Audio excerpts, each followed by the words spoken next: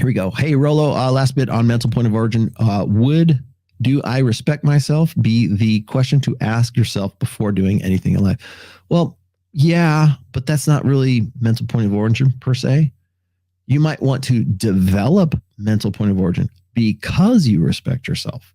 So what I would, when I have talked about mental point of origin, I'll try to give you the quick $2 version of this. Mental point of origin isn't think of yourself first, bro. No, that's not what it is. It's not Tony Robbins. It's not put yourself first. It is you have to become the first thought that comes into your head. That's what mental point of origin is, right? It is literally your mental point of origin. Where do you begin your thought process about what it is that you like? I put it in terms of like decision making, but it can be anything else. It's easier to understand in terms of decision making. So you're faced with a decision. What's the first thing you think of? Oh, how's my mom going to think about this? What's my girlfriend going to think about this? What's my wife going to think about this? I got a prospect, got a new job, but I'm afraid I might not want to take it because it would mean I'd have to uproot the family and we'd have to move to another state or whatever. And what about my wife's career? What about my wife's family? What about it's everyone except for himself. And this is where I draw the line and where I separate myself from guys who are like success porn hustlers in the tradcon sense. You need to be serviceable. That's that right there is essentially if that's your thing, if that's your grift, if you're like one of these tough guys, like these blue pill alpha guys, and you want to like jump on here's what a real man does, and you'll see Andrew Schultz is going to do pretty much the same thing.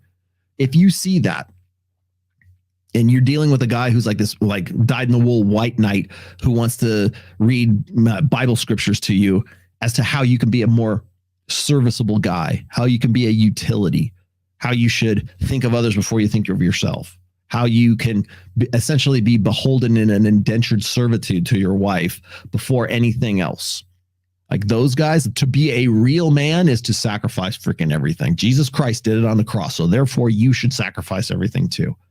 Like that is where I separate it.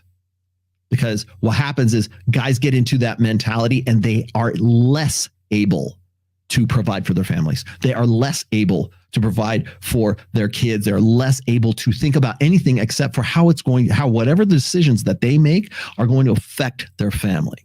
And they would say, that's the greatest sin, Rolo. You need to be on your game and you need to like think of others before you think of yourself. The problem is enlightened self-interest. I can't help others until I can help myself. I can't help others as well as when I help myself first. Anything that I do, I have, they want to talk about confidence. I have enough confidence in myself to say what I do. And even if it's a mistake, but what I do is I'm going to try to make the best decisions I possibly can for myself because I'm the first thing that I think of when it comes to making those decisions. So when I'm faced with those decisions, I have the confidence at least to say, you know what, whatever I do, I'm going to make sure that eventually down the line, it's going to benefit my family, my friends, whoever else I think is worth benefiting. In fact, you are in a better position to make those assessments with that frame of mind, with that mental point of origin. So it's not just, hey, make yourself first, make yourself number one. That's not it. You literally have to be the first thought. It has to be second nature. It's not selfishness. It's not self-importance, although it is, you should be self-important, but that's not really even what it's all based about. It's about you are the first thing that jumps into your head. And the decisions that you make according to mental point of origin, are going to benefit other people. So what happens is, and this is like the most difficult thing for tradcons to wrap their heads around, is that when you make those decisions for yourself, that you're not doing so because you're a selfish son of a bitch. You're doing so because you know that later on you'll be in a better position to help others. Boom. You helped yourself and therefore you can help others better because you did so in the first place. You didn't like sacrifice yourself on the anvil of, commitment to other people, to thinking about that. I was going to say, like, when we talk about how we raise our boys as if they are defective girls, part of that, I would say the main part of that, like raising boys as defective girls, where that begins is training boys to think of anything outside themselves first before they make themselves first. That's why. And we train women and girls to do exactly the opposite. You go, girl. You do what's best for you. I think I'm going to steal Rich Cooper's line here. We teach girls to do what's best for you, girl, and we teach men to do the right thing. The right thing is always whatever benefits other people. And usually it's gynocentrism, or it's their mom, or it's their girlfriend, or it's the potential girlfriend that they might have down the road if they make decisions that put them in a position where they can find that girl in the first place. That's how mental point of origin works. We train boys to think of anything outside of themselves as priori. What is it? More important than themselves. That's your biggest fucking problem. You want to know why we have the Lost Boys generation? You want to know why we have like guys who are like incels, guys who they want to be vulnerable, and they want to have everything, they want to do, even Steven, and we all want to be egalitarians and everything. You know why egalitarianism appeals to young men in Gen Z and the latter half of the millennial generation? It's exactly that. It's training those generations from the time they were. But Johnny was 5 fucking years old to put everything before himself.